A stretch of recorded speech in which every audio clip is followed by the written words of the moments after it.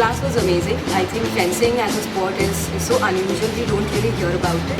Fencing was great fun. This is the first time I got exposed to the idea of fencing. Fencing is, I haven't really tried it before. So for me, it's a great experience. I remember you guys earlier did a martial art course, I did Krav Maga or something, which was new again, and this is again fencing, which is very new.